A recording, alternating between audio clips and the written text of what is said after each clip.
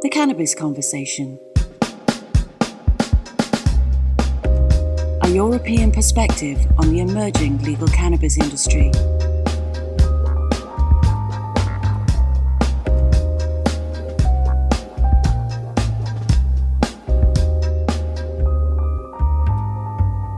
Welcome to the Cannabis Conversation with News Desai, where we explore the new legal cannabis industry by speaking to the professionals that are helping shape it.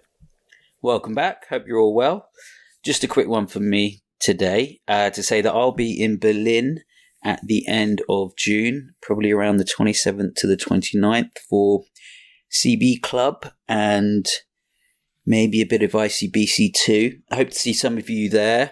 In the meantime, I'm going to try and enjoy some very rare sunshine in London and get outside. Once again, this episode is sponsored by our good friends at Lumino. We're talking about ESG today. Lumino have recruited for numerous businesses across Europe. They recruit in three main areas of plant-facing, commercial and medical. They're always happy to chat. So as always, if you need any help with HR or recruitment, please do get in touch with them at luminorecruit.com. And please do mention my name when you do. Now, on with the show. Enjoy. On today's show, we have Leonid Kotlyar. Leo is co-founder and managing director of DéWarrior Unlimited. DéWarrior design, build and promote regenerative solutions for the cannabis and hemp industries. Leo, welcome. How are you? Hi, Anuj. I'm doing fantastic. Thank you for having me. No, real pleasure. We've known each other for a few years. Good to get you on the show finally. Where in the world are you today? I'm joining from Amsterdam, Netherlands, which is where DéWarrior has been headquartered since 2018. Fantastic. And we'll find out a bit more about DéWarrior in a second. And the topic of the show is ESG, which is obviously very topical, and there's loads to talk about there, particularly the great work that you're doing. But before we get to that, let's start with a bit about your personal story and what were you doing before and how and why did you get into the cannabis space? Absolutely. So I think, this conversations about cannabis and ESG, so the intersection of sustainability and cannabis. And my interest in sustainability started mainly from being a child of the United Nations. My father joined the UN Secretariat in 1988. Was part of the Rio Earth Conference in 92 and the subsequent Kyoto protocols, where a lot of the climate issues were first debated to be eventually framed into the SDG goals, et cetera, that we now know. So from the early age, I've heard my father's stories and trips to Brazil and conversations with Amazonian tribal leaders and the issues facing. So it was always this passion of mine to better understand solutions to this crisis that our Earth is facing. And climate is only one of them. And sustainability, I think, is a great word that addresses this 360-degree view. And after university, I graduated with an economics degree and ended up working on Wall Street for Morgan Stanley. And my first internship actually had to do with compliance to the Sarbanes-Oxley Act of 2002, which was the G part of ESG. So essentially, right from university, with this passion for sustainability, I found myself helping Morgan Stanley comply with some early legislature that would become the groundwork of ESG. So whether I liked it or not, my life plan kind of thrust me in that direction. I've worked as a derivative sales trader for many years subsequent to that at Morgan Stanley and Merrill Lynch, and largely covered pension plans, endowments, foundations, or what they call in Wall Street real money accounts. Real money meaning they're investing for the long term, and whatever allocation of money they place, there's a lot of due diligence that went on to make sure the risk is minimized compared to the return over time. So as you can imagine, ESG as a framework of environmental social governance lends itself to this sort of long-term lens. So I was really covering these highly sensitive entities for long-term derivative transactions using an early framework that now has become known as ESG. The transition to cannabis was a little different, but it all started with sustainability. Is that what used to be called ethical investing? There's so many terms to it, whether it's ethical investment or impact in investments. But there's a term that was always used in pension plans. And we're talking about both public sector and private sector, ERISA, QPAM, et cetera. And that term was fiduciary responsibility. So you as a service provider, you as a director of the portfolio, you as a trader of the portfolio has an intrinsic responsibility to the end beneficiaries of that pension. So whether it's the teachers of Ontario who are due to retire in 20 or 30 years, or the municipal workers of Singapore, you need to essentially think of them as your end customers. And when you do that, the ideas you have, the analytics you come up with are very different from covering a hedge fund where you have a short-term idea that you could monetize in a matter of hours versus having to put something through this long-term structured risk management parameter. So whether we call it fiduciary responsibility, ethical investment, impact investment, ESG investment, it speaks to the same principles, and it's an advanced form of risk management. And the reason you may undertake that advanced form is different, but it's nonetheless yet another prism to put your ideas through. Yeah, and we'll talk about that in more detail in a minute, actually. So yeah, we're just about to go on to how you jumped from that world to the cannabis world. To the more sedate world of cannabis. Yeah. So it came down to a garden leave. So I was switching between Morgan Stanley and Merrill Lynch and set to do the exact same thing for the exact same clients, but for a slightly larger pay.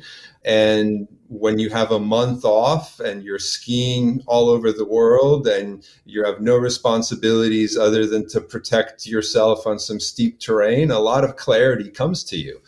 And it was around there that I started seeing the headlines of 2013, Colorado legalizing, Washington State legalizing, and having understood cannabis since my teenage years and it having helped me with some chronic conditions that I have, it was clear to me that there's benefit in this product. And I saw it as a transformational product. I didn't see it as a recreational product. I saw it as a product that can transform different industries, from healthcare and wellness to industries such as textile, construction, et cetera, et cetera. But it was always somewhere in the background where, it's a nice thing to idealize about, but there's no even legal framework in America to monetize on some of these ideas. And when I saw those headlines, 2013, when I'm on that month of garden leave and I really don't want to start my Merrill Lynch job despite all these glossy incentives waiting for me, it just dawned on me that my skill set can be used to help build ecosystems in nascent industries. And it was as simple as that, here is this difficult industry that will need to be thread through regulatory compliance, all these things that I'm used to from a point of view of covering pension plans for derivative transactions. It became natural that there's something for me there to explore. It didn't take long for me to look at my Rolodex and find some people already doing work in that industry. And my first experience was a consulting CFO for a CBD brand, and a CBD brand that exists to this day, headquartered in Brooklyn, New York. So for, I think, 8 or 9 years, Lock and Key Remedies has existed now. So I'm proud to have started in the grassroots, and there's been a couple of other experiences in the hemp world during those early New York years that kind of formed my idea of where we could fit in. But it started off as freelancing in the areas directly kind of close to where I was, which was finance, evaluations, capital markets, a little bit of CFOing and treasury work. And before long, there's a couple of those projects. And in 2016, I left Wall Street to start DéWarrior full time. Now it's obviously an agency with people working on multiple continents and offering much more than the financial services that I initially offered as a freelancer. But that jump came unexpectedly, and something that I would never have planned as a 16 or 18-year-old with an interest in cannabis. Well, best not to plan everything, isn't it? So That's great, Leo, and it's a great background. Lots of people from the finance space have come into cannabis, which is quite interesting. But tell us a bit more about DéWarrior, and what are you doing there, and what types of clients are you working with at the moment? Sure. So DéWarrior was originally founded in the Netherlands, and we're actually registered in the Chamber of Commerce as such, as a sustainability-focused think tank. So when we were first founded, the idea wasn't even to monetize this. It was somehow to promote the concept of ESG and sustainable business practices in particular industries. The particular industries we wanted to focus on are the ones that would have the most material impact to shaping the future economics and society of the 21st century. And that included, obviously, medicine and wellness, because we all have to be healthy in order to have a fulfilling life. It included materials, because our world can't be built without materials, whether it's textiles, whether it's construction materials, whether it's polymers, etc. And it included entertainment, because there's no social movement that has ever been successful without the help of mass media and entertainment. So making sure those concepts are viral and they are transferred through music, through film, through the arts, and popularized are just as important as having good thoughts and good ideas. There's a famous case study of what Elvis did to polio vaccination rates back in the early 50s.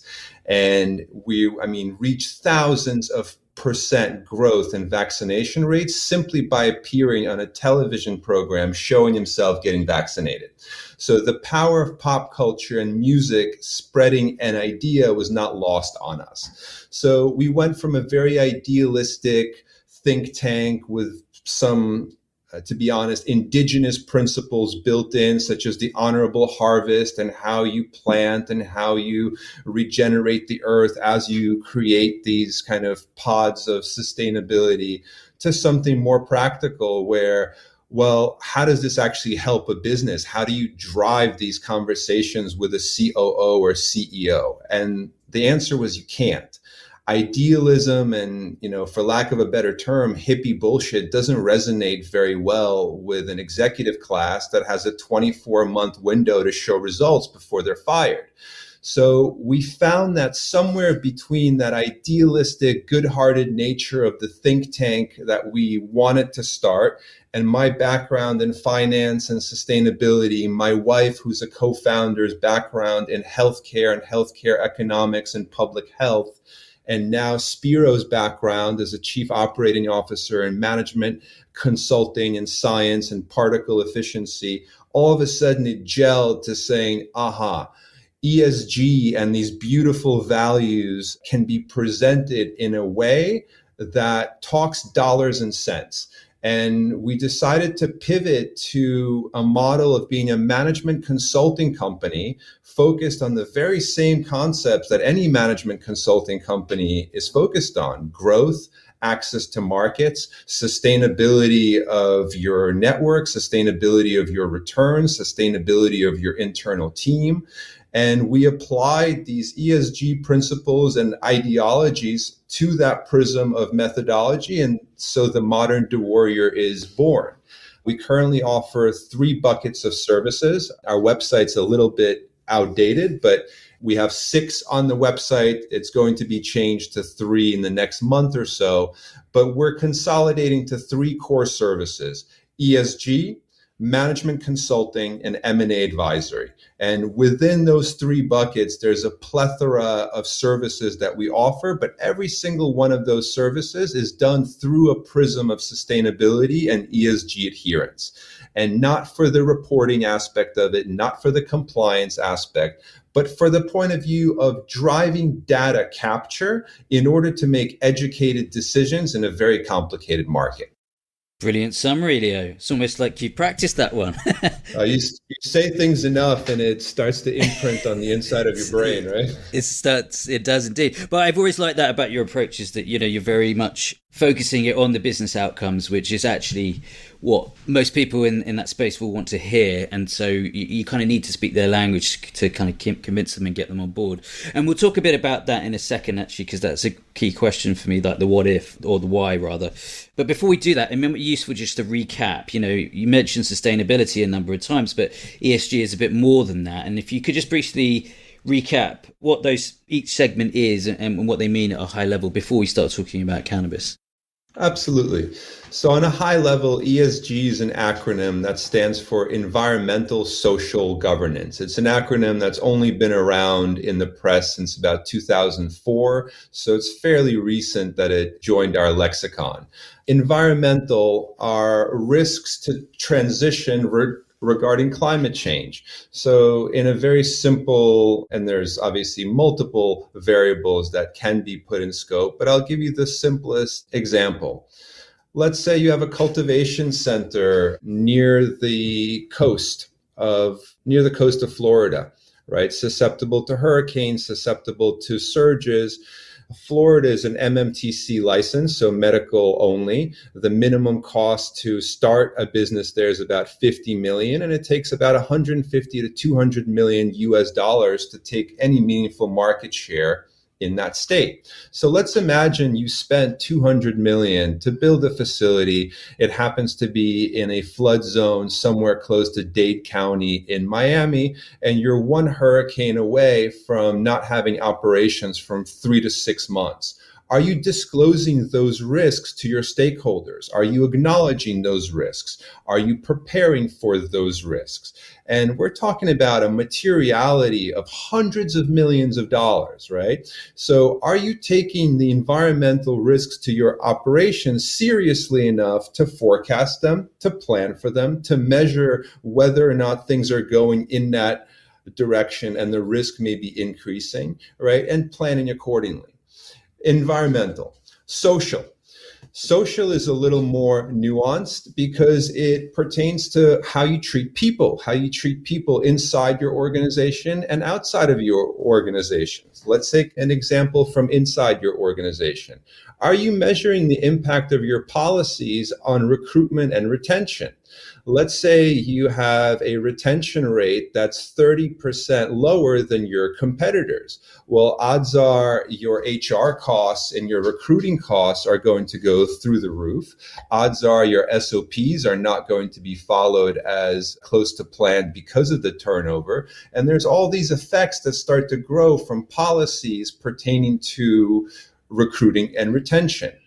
Let's say those same policies are applied externally. What can we talk about that? Well, cannabis is a very complicated plant. It has a history of prohibition. It has a history of incarceration and prosecution of marginalized classes of people. And how are you as a business addressing that legacy of the product that you sell? And addressing it the right way may endear you to customers and create stickiness and retention with customers, and creating policies that are discongruent with what the population thinks can make you a complete pariah and your business dies. So those are the two aspects just very easily that we could look at it social. And then you come to the big elephant in the room. That's the least sexy of all of them, but is the most crucial, and that's governance. Every decision that's made about the policy of a company stems from governance, whether it's the executive leadership team, the board, depending on the size of the company and the complexity, that leadership and governance structure can be varied. But it all starts from that. What kind of policies are set? What kind of metrics are kept? And the same thing goes whether it's social policies or environmental policies, they're still determined by governance. The transparency of that governance matters. How much of the representation of the company is shared in the governance decisions? How can that affect your long-term profitability? If your employees say, well, we keep contributing ideas, but they're never listened to. You go back to those same retention issues that we started in social. So without going very deeply into it, we just scratched the surface with 5 variables in E, S, and G, and all of them play a material effect to the bottom line. And obviously your partners for some of these shows is Lumino, and they're a top HR consulting company in this space. And they'll be the first to tell you how improper due diligence in the recruiting process could cost you a significant portion of your OPEX budget. So the more we practicalize, or the word we like to use at DéWarrior is operationalize ESG, the more apparent it becomes that ESG is just a catch-all for efficient, well-governed, data-driven operations that has a continuous self-improvement mechanism, meaning you're continuously measuring, auditing, and making decisions based on that data to drive the company in a manner that's conducive towards your overall long-term goals. Brilliant. Thank you. And very well put. It's really interesting. And yet, when the Lumino guys have been on, they have talked about the rush to bring on people and the lack of planning that actually just ends up biting you in the arse. So it's good that you brought that up. And yeah, again, just before we talk about cannabis, it's the why should people care about this angle? And you've talked about the bottom line, definitely, but have you got any sort of statistics and stuff to back up? Because I know there's lots that go around in terms of companies with good ESG policies and approaches do actually perform better, but I'm probably simplifying a bit there. So the question is, what is being measured, who's measuring it, and for what purpose? So the studies you're referring to largely point to public markets, and it's the kind of typical application of ESG that we've seen in the last 10 to 15 years, which is largely portfolio screening. Right? You have a list of portfolio stocks. You can have certain parameters that you screen for, and those parameters would yield an ESG score. And I've seen mixed results between performance and ESG scores. And again, it depends on where the ESG score is derived from, how deep is it, whether it's completely unbiased or whether it's the typical ratings model where there's some consulting services paid for and then it produces a higher rating. Whatever that may be, we're susceptible to the same market forces that stocks and bonds have been susceptible to for the last 100 years. We're at the mercy of ratings agencies. Rating agencies should be unbiased, but probably are not unbiased. So rather than go into that kind of world where ESG scores and ratings produce a superior report, DéWarrior actually takes a completely different approach. We don't believe in ESG scores. We don't believe in ratings. We don't believe in rankings. We believe in internal data audits to produce the data map of what's happening in each organization and finding a way to make that data work for you. And again, in MSOs, that could be as simple as understanding the obsolescence that comes from product mislabeling due to multiple jurisdictions that you're operating in.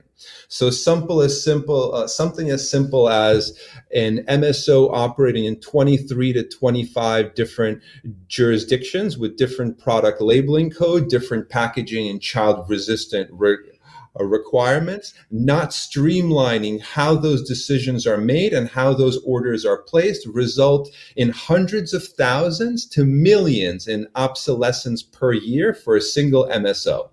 So it starts with data capture and understanding where your problems are, and then the report, the actions, the communications. It's a nice side effect, but the work starts with understanding where the pain points are, where the winning formula for ESG already exists within a company that can be highlighted or institutionalized, and where there's gaps that need to be addressed and significantly addressed because they pose a material risk to the operations of the company. Yeah, that's great. And a very interesting take on it as well. I tend to agree with not reducing everything to a score or a number, which is, open to interpretation and needs digging into anyway. So it's quite a narrow focus. So let's bring it around to cannabis now, actually. How are you applying this all to the cannabis industry? What sort of things are you seeing and working on? For better or worse, there's no shortage of ways to apply ESG and sound business practices to the cannabis industry. I think, from one point of view, we have a legacy industry beholden to practices that were beyond people's control, right? So even from the point of view of indoor cultivation, choosing smaller plants with shorter grow cycles, right? Those are decisions that were made in clandestine operations to protect the owners of these grows and the proprietors.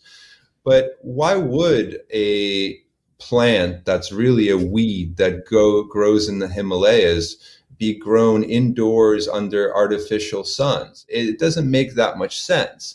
So when you start to analyze, well, is cannabis active pharmaceutical ingredient? Is it an agricultural commodity? Regardless of where you think it fits, all of the spectrum that you see in front of us from existing industries point to sustainable sun-grown cultivation in regions conducive to that. And then you have cannabis growing in places like northern Canada and New Brunswick and Denmark and artificial environments with OPEX costs of millions of dollars a month. And you ask yourself, well, this doesn't seem very efficient, right? And obviously there's protectionist economic policies in play. Obviously, there are supply chain and regulatory issues that force cultivation in certain regions versus others in the current environment. But that's just the tip of the iceberg. We're talking about cultivation. Then we're talking about governance models. Just like we discussed earlier, governance is the head of all of this. It's where every decision and strategy for a company stems from. And in cannabis, how often is it that we see cap tables where, well, who's this consulting company? Well, we couldn't afford to pay them 3 years ago, so we gave them 5% equity, right? Who's this guy on the cap table? Well, he owns the warehouse that we first rented for our first cultivation, but we couldn't pay him, so we gave him equity.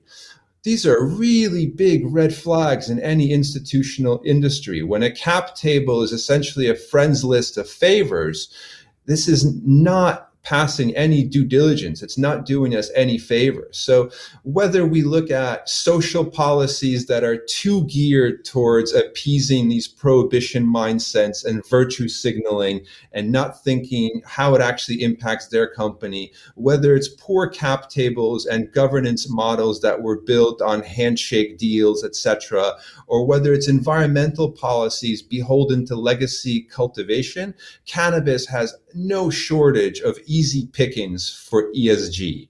And then you add the added complexity of unfair taxation, such as we have with 280E in the US, and we have margin compression that comes from regulatory barriers where your operational efficiency needs to be extra on point, and it's not. So we find ourselves in a market where we could be very successful. Our challenge is having the maturity of conversation where our method of doing things resonates with the customer. And again, for those very same reasons of legacy mindsets and beholden to certain ways of doing business, that is the biggest challenge of an institutional consulting company such as ours in spreading this message to the industry. Yes, mature conversations is definitely what are needed. And again, very interested take. I mean, yes, you've got the legacy side of things, but also there's quite a lot of influx of get rich quick people who aren't cannabis people. So, I would see that them also creating a number of problems, and they probably lack the patience to indulge the advice that you're giving as well. Anush, I could call my own biases when I see them. I am the finance economic guy who came to cannabis. So obviously I have to point the finger somewhere else, but you're 100% correct that all parts are equally responsible, whether it's the bankers and consultants and agricultural experts who come from other plants into cannabis, or whether it's legacy operators trying to create capital and be institutionalized, but lack those soft skills, etc. I think it's all a melting pot, and you're absolutely right. It all plays a part to why the cannabis industry is having such a difficult time of taking off. And despite early progress and moving the ball in the right direction, it has yet to be this wave sweeping the world that we foresaw a couple of years ago. Yes, we all wish. But cool, so it's really good the way that you described it, and I like this kind of focus on efficiency, on broad efficiency, and these are the tools you sort of use to deliver that. Are there any particular challenges that affect the cannabis industry that perhaps don't exist in other industries with regard to ESG? 100%. And I'll give you the US example because it's just so blatant, and we fought these battles so many times with both MSOs and hardware producers. Because of fragmentation of legislature, essentially, you can't create economies of scale.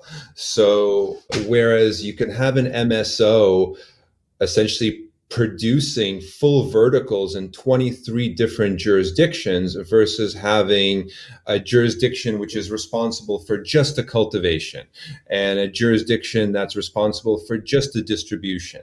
And imagine the tobacco industry having to create verticals in all 50 US states. So Philip Morris and RJ Reynolds will have to cultivate in Alaska, somewhere indoors. They'll have to process and package in Alaska. Most industries would go bankrupt with this sort of an approach. So forget about ESG. Just basic efficiency is challenging without scalability and without cross-border trade. ESG is adding a whole other level of complexity to that story. So it is an uphill battle, and that's precisely why these advanced measures of data capture and goal setting and continuous self-improvement mechanisms are necessary, because it is that much more challenging to succeed and have margins in the cannabis industry. Yeah, absolutely. I don't think you'll find much disagreement there. And I mean, obviously, you're an American, but you're living in Europe. Are you seeing a differing approach when it comes to ESG between North America and the EU? Well, there's this little secret that we like to harp on, is because the European industry is 99.9% medical, you're beholden to regulatory rules which already lend themselves to data captures and continuous self-improvement mechanisms. So GACP by default is that sort of mechanism for cultivation. EU GMP is that sort of mechanism for post-harvest. ISO is that sort of mechanism for any of the above, depending on which ISO you get. The question is, what are you doing with that data? Are you doing it just to keep the files updated and once a year make sure your EU GMP is renewed? Or are you actually taking that data and, besides compliance, operationalizing it to create some sort of efficiency or advantage within the business? So the European industry is different, is that as a consulting company, we're already starting with a base of data capture that's significant. We can already advise how to position that data capture to comply with certain ESG objectives. Whereas in the US, there's no guarantee that any data is captured.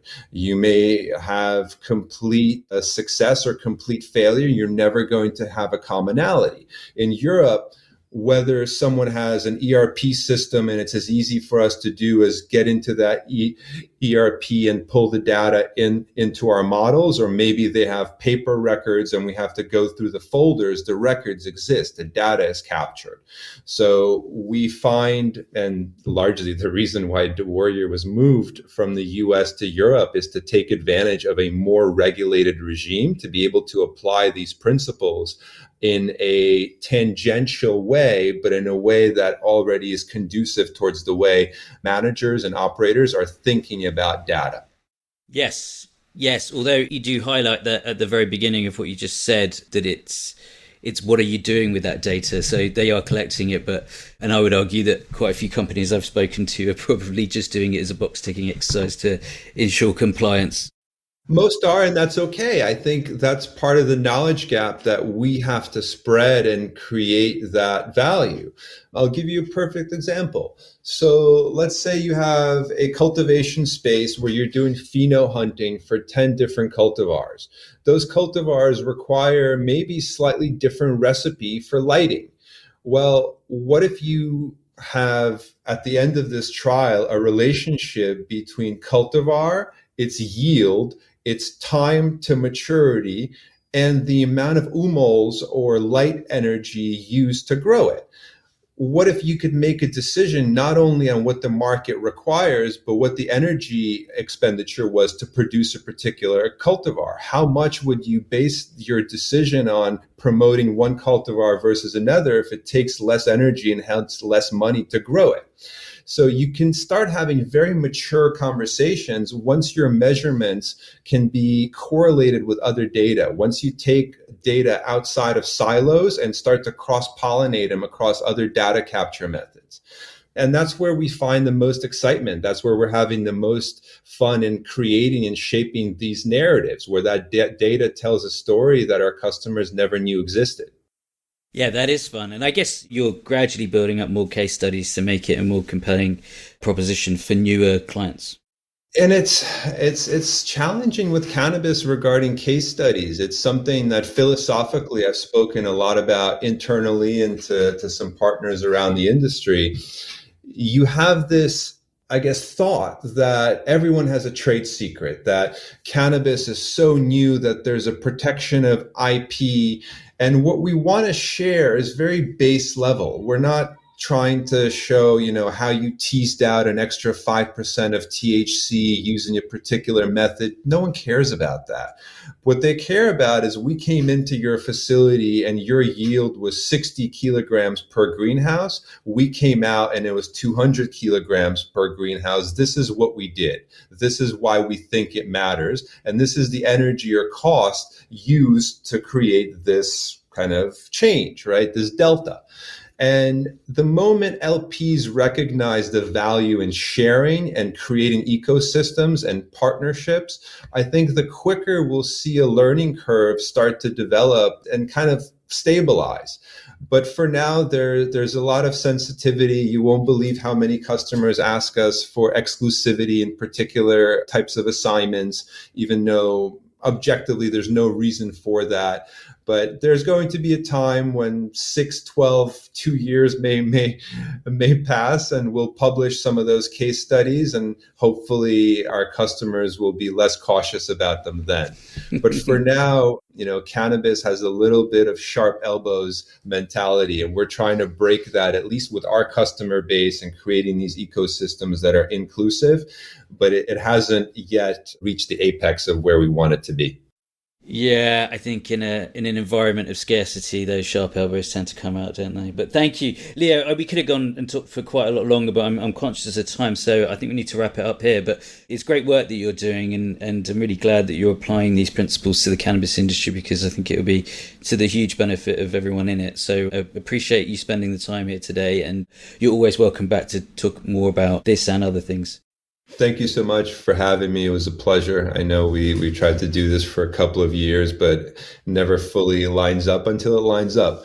But hopefully I'll see you soon in person. In Berlin, hopefully. Yeah, in Berlin, coming up in June. And for anyone interested in the German language market in these topics of ESG and cannabis, I have an article that should be coming out shortly in May in Cannavision magazine. It's going to be print, and it goes into quite a lot of detail on this philosophy and how ESG can be used to significantly improve the operations of a cannabis organization. So hopefully our German language market is on the ball. Brilliant. Thank you, Leo. Thanks. Take care. Thank you, Anuj. Take care. Thanks again for listening. Hope you enjoyed the show. If you did, please subscribe, rate, review, and share the podcast. It will help me spread the good word on how this amazing industry is developing. I'm a commercial lawyer, and I work with a number of cannabis businesses in the UK. If you need help with commercial contracts, data protection, employment, corporate, or other business legal needs, please do get in touch with me via LinkedIn or at anuj@canvas.global.